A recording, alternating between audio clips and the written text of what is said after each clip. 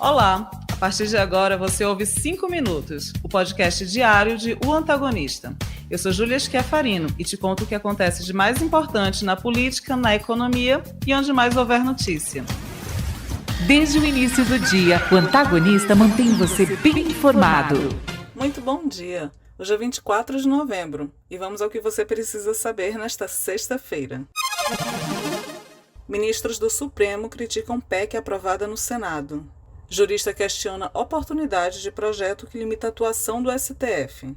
E presidente da Petrobras divulga plano estratégico em meio à semana cheia de críticas. Esta semana vem chegando ao fim com um clima tenso entre o Legislativo e o Judiciário, mais exatamente entre o Senado e o Supremo Tribunal Federal. A sessão da Suprema Corte na tarde de ontem foi marcada por uma sequência de respostas e, em tom nada ameno, a aprovação pelos senadores da PEC que limita decisões individuais dos magistrados. O presidente do STF, Luiz Roberto Barroso, falou em retrocessos e disse ver com preocupação esse movimento pelo Senado. Vamos ouvir o que ele comentou. O Supremo Tribunal Federal é alvo de propostas de mudanças legislativas que, na visão da Corte, não são necessárias e não contribuem para a institucionalidade do país. O ministro Gilmar Mendes reforçou as críticas e falou na necessidade de uma resposta altiva. É preciso altivez para rechaçar esse tipo de ameaça de maneira muito clara. Esta casa não é composta por covardes. Esta casa não é composta por medrosos. Cumpre dizê-lo com a serenidade, mas com firmeza. E com o desassombro que esse tipo de investida exige de todos nós, membros desta casa multicentenária. Este Supremo Tribunal Federal não admite intimidações. Esta PEC é a sigla para a proposta de emenda à Constituição. Passou pelo Senado na última quarta-feira, dia 22. O texto teve como fiador o presidente da Casa, Rodrigo Pacheco, que conseguiu reunir apoios importantes, a exemplo do senador Davi Alcolumbre, mas também inusitados. Votou a favor do texto, por exemplo, o líder do governo, Jacques Wagner, e, ao mesmo tempo, o líder da oposição na Casa, Carlos Portinho, além do senador Flávio Bolsonaro. Sinais trocados na articulação do governo, que chegou a exonerar o ministro da Agricultura, Carlos Fávaro, para votar contra a matéria.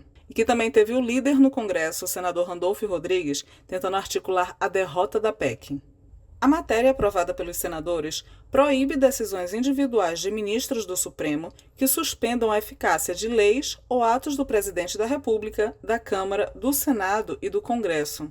Ela é vista como uma resposta do Congresso a recentes decisões do Supremo que tiveram relações com matérias sob análise dos parlamentares.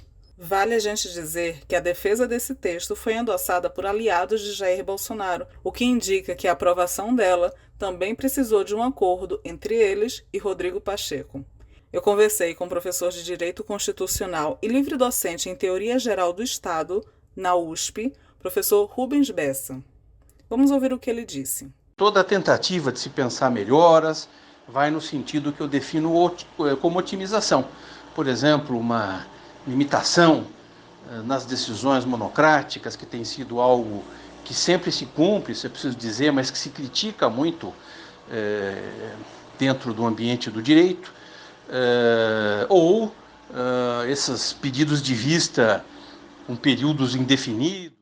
Bessa, no entanto, questionou a oportunidade na votação desta matéria agora. Não pode restar um entendimento, que seria detestável, de que o Poder Legislativo está a censurar o Poder Judiciário e, no caso, o seu órgão máximo, né?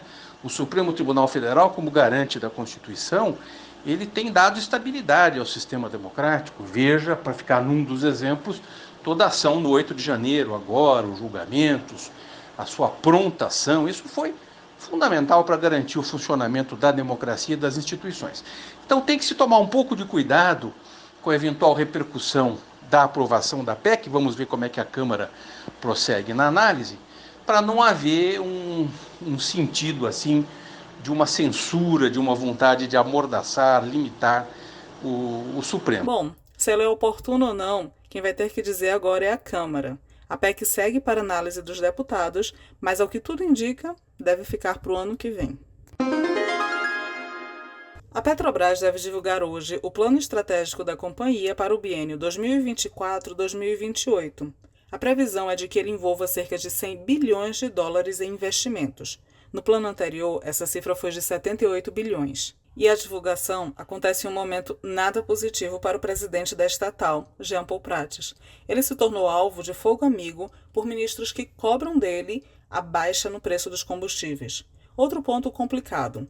A companhia tem sido criticada pela demora em tomar iniciativas no sentido de uma transição energética e apresentar um conjunto de projetos focados em energia limpa.